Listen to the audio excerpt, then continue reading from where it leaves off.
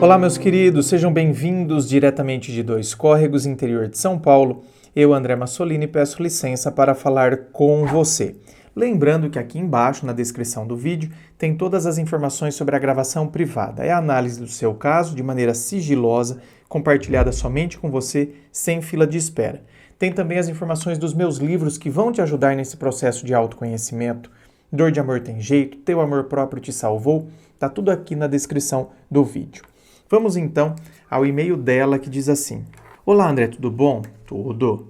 Meu nome é tal, tenho 29 anos, moro em...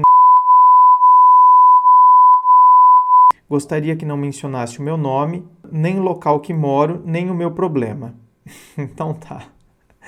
Então agora eu peço para o Lucas, o editor, porque eu já li, que ele volte lá atrás e coloque o pi em todas essas coisas que eu falei. Então, agora, vocês que estão assistindo o vídeo agora, vocês vão entender por que o pi apareceu lá atrás a hora que eu estava lendo. Ah, agora eu entendi! Agora eu saquei! Agora todas as peças se encaixaram! Bom, depois de muito assistir os seus vídeos, comecei a melhorar mais, pois estava numa situação catastrófica. Queria mesmo não existir. Nossa, que exagero, mulher. É o seguinte, terminei um casamento de 12 anos. Faz 10 meses e ainda sofro muito. Minha história é a seguinte, conheci o falecido, o chamo assim porque ele para mim já morreu e eu o enterrei. Eu era muito nova e foi paixão à primeira vista. Aquelas de borboletas no estômago, é sério. Só senti isso com ele. Ficamos 2 vezes, mas ele nunca me levou a sério. No começo ele me esnobou, não me quis, então resolvi aceitar e comecei a conhecer outros garotos. Isso depois de correr muito atrás dele. Um dia, sem esperar, ele veio até mim e pediu para namorar com ele. Eu disse que depois dava resposta, para me fazer de difícil. Difícil ela. Por dentro tava facinho, né, bem? Mas por fora, me fazer de difícil. Mas no dia seguinte aceitei. Fui logo me entregando a ele. Ó lá. Na época, eu tinha 16 e ele acabado de completar 17. Depois de 3 meses de namoro, descobri ele me traindo e fiquei mal. Queria terminar, mas nesse mesmo dia meus pais ficaram sabendo que eu tinha me entregado a ele, por uma amiga que se revoltou com a traição dele e resolveu contar a meus pais. Parabéns, bem. Com uma amiga dessa, quem é que precisa de inimigo, né, bem? Com uma amiga dessa... E meus pais, que são cristãos, me deram a maior bronca, mas meu pai, cabeça antiga, disse que eu teria que casar com ele, pois foi a ele que me entreguei. Meu pai o chamou em casa e conversou. Ele negou a traição, mas depois de meses eu tive a prova que ele tinha me traído. Mas eu já estava morando na casa dos pais dele, tinham 6 meses. Não casamos. O pai dele disse que éramos muito novos e coisa e tal. E fui morar por pressão dos meus pais, mas também porque eu amava muito, senti uma coisa muito forte, era paixão com amor, mas a paixão não valeu o inferno em que vivi. Não foi fácil. Brigávamos o tempo todo, ele me xingava, esticava o meu cabelo. Como assim, gente? Sério? Não. O cara puxava seu cabelo... Nossa, que homem das cavernas, coisa mais primitiva. Me botava pra fora, jogava minhas roupas no chão, mandava eu ir e eu não ia. Às vezes me sentia humilhada, e tem como não se sentir numa situação dessa? Mas ficava com ele. Eu o amava e ainda tinha essa ideia fixa na minha cabeça que tinha que ficar com ele, pois ele foi o meu devedor. Foi o meu devedor? Que ninguém mais iria me querer, pois já tinha sido dele. Coisa e tal. Ai, cada pensamento, não? Olha como o pensamento torna uma pessoa escrava de si mesma. Assim, tive uma relação conturbada por 6 anos, até que numa briga muito feia, mais que as outras, pois ele sempre me destratou, mas nesse dia ele me destratou por causa do cachorro dele. Me xingou, me humilhou, de uma forma... que eu fiquei no lugar do cachorro e o cachorro no meu. Então o deixei, voltei para a casa dos meus pais, mas não levou muito tempo. 1 mês ele ficava mandando recados que queria conversar. Eu fui até ele, conversamos, ele pediu para voltar, Prometeu que iria mudar, iria ser melhor, então voltei e engravidei. Eita peiga! Engravidou. Desse homem. Já estávamos planejando a gravidez, tinha um ano tentando, mas não vinha. Quando voltamos eu consegui. Achei que quando fosse pai ele amadureceria. Oh, meu bem! É igual achar que quando vai casar vai mudar. Mas que nada, ele piorou. Eu só vivia dentro de casa, só saía com ele, sempre foi assim, minha vida toda. Não tinha amigos, ele não queria. Quando dei à luz, estava nos aparelhos, pois o parto tinha sido complicado devido a um problema de saúde. Ele olhou para mim e perguntou se a filha era dele mesmo. Para eu falar a verdade, que mesmo que não fosse, ele iria criar e amá-la, pois ele já amava. Pode?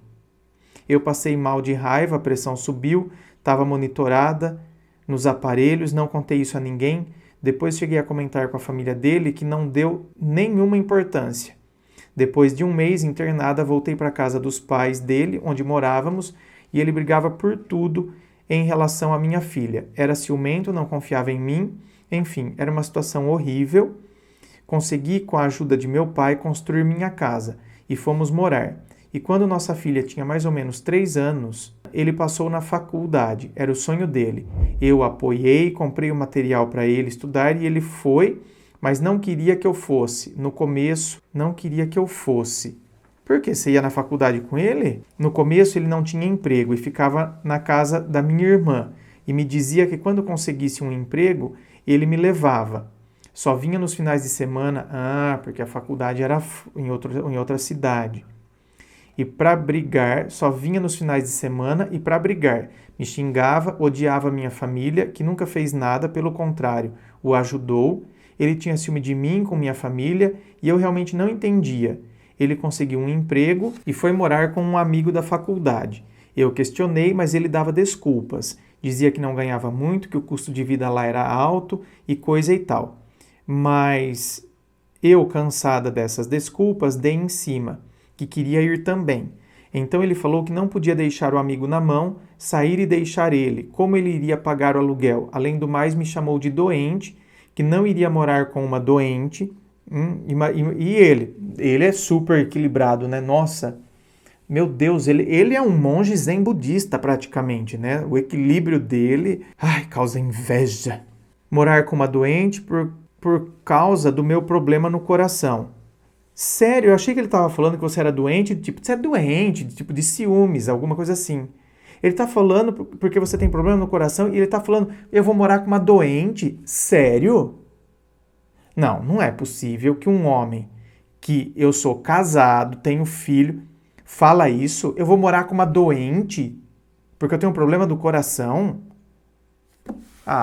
Vai. Para. Eu vou morrer e não vou ter visto tudo nessa vida ainda. E olha que eu já vi coisa aqui, hein? Já vi, hein? Então, numa dessas brigas, ele me xingou feio, chegou a me agredir, me suspendeu pelo pescoço e depois pediu desculpas, mas eu já estava cheia e o mandei embora. Detalhe, não tinha nada dele em minha casa, tudo dele ficava na casa da mãe.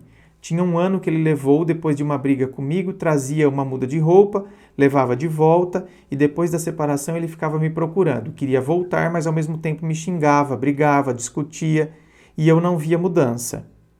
Com 3 meses de separado, ele me procurou no final de dezembro para conversarmos e eu aceitei.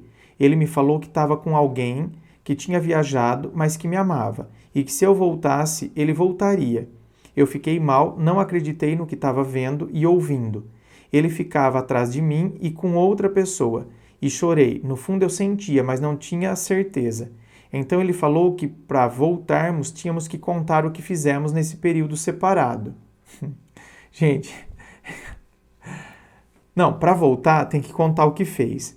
Minha querida, ele deve ter aprontado tanto na faculdade, morando com o outro lá, tanto que não queria que você fosse lá morar com ele. Ele deve ter aprontado tanto. E agora ele vem com essa. Não, olha, vamos voltar, mas aí a gente tem que contar para o outro o que a gente fez no período de separado. Ele já tinha me contado e agora queria saber de mim.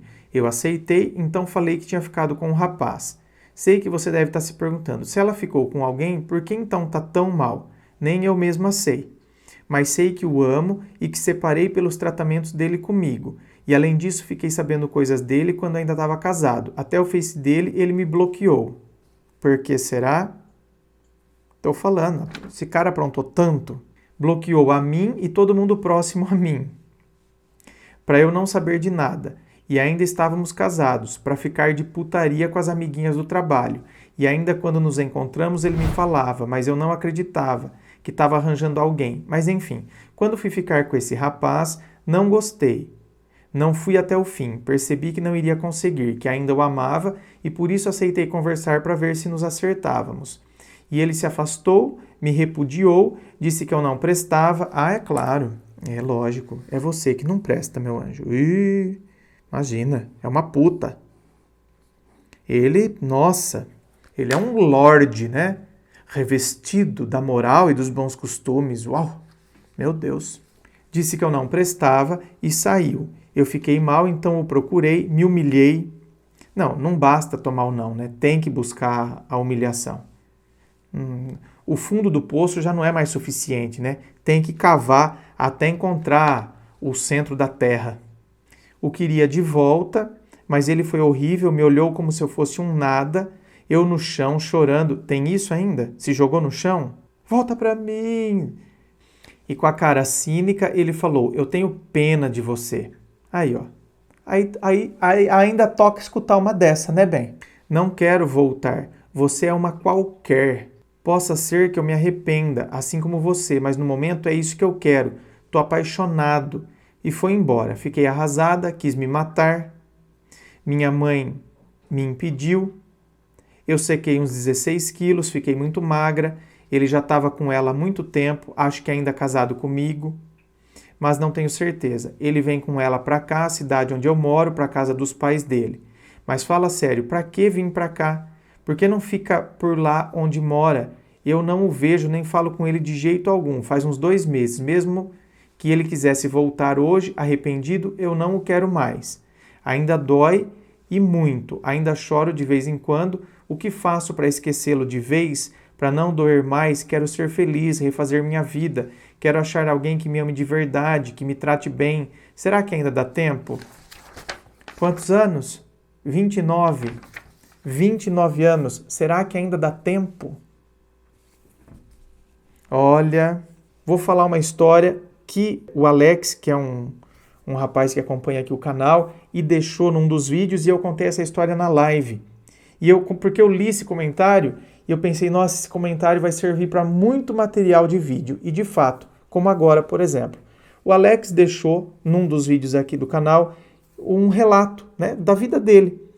Que o avô dele ficou viúvo, com 65 anos de idade, e né, a avó do Alex morreu, o avô dele ficou viúvo, depois de muitos anos casados, e o avô dele era apaixonado pela avó, certo?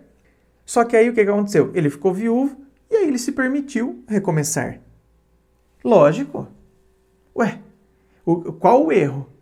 As pessoas tendem a achar que, meu Deus, não, né, tem que amar aquela pessoa e agora ela se foi, eu tenho que viver sozinho o resto da vida. A própria igreja fala, né? Até que a morte o separe. Então, quer dizer, aí ele conheceu uma senhora de 60 anos, ele com 65, né? Conheceu uma senhora de 60 anos e ficaram casados por 20 anos, até ele falecer. Faleceu com 85. Por 20 anos. Ele recomeçou a história com 65. Recomeçou uma nova relação com 65. E a senhora com 29 me vem perguntar um negócio desse? Será que ainda dá tempo? Ah, meu bem, pelo amor de Deus, anjo. Sabe, tem algumas coisas, gente, que não dá. Nessa vida, gente, a gente pode se reerguer, recomeçar, se refazer quando a gente quiser. Os obstáculos somos nós quem colocamos. A gente pode se refazer quando a gente quiser. O problema é que a gente tem um monte de coisa dentro de nós que nos impossibilita de ter consciência disso. Por isso que aí tem que entrar muitas vezes o processo terapêutico. Quer dizer, você tem 29 hoje, começou com 16 essa história, esse inferno começou com 16. Faz 13 anos isso. Então, óbvio que agora o mínimo que você poderia estar era assim mesmo. Triste, não sabe o que está acontecendo, se sente mal. Óbvio. Olha para a sua própria história, com 16. Que estrutura emocional você tinha aos 16 e já vive esse inferno? A sua vida, os conceitos que você criou são sempre norteados em cima disso. Por isso que aí vai ter que muitas vezes ter um processo terapêutico, gente. Porque por mais que a gente fale, por mais que a gente aponte as coisas racionais, não penetra na pessoa. Tem que ter um processo terapêutico. O terapeuta, o psicólogo, o filósofo clínico, ele consegue, através de ouvindo os momentos, as situações, ele consegue te mostrar os mecanismos. Mesmo assim, confio em Deus e entreguei nas mãos dele. Desde já agradeço pela atenção. Beijos, e aí ela assina. Um beijo, minha querida, e tenha consciência de uma coisa. Nunca é tarde para nada. Nós somos, feito a mitologia, a fênix, que renasce das cinzas. Nessa vida, depois dos acontecimentos, sempre tem duas alternativas. Ou a gente se vitimiza, ou a gente aprende com tudo o que aconteceu.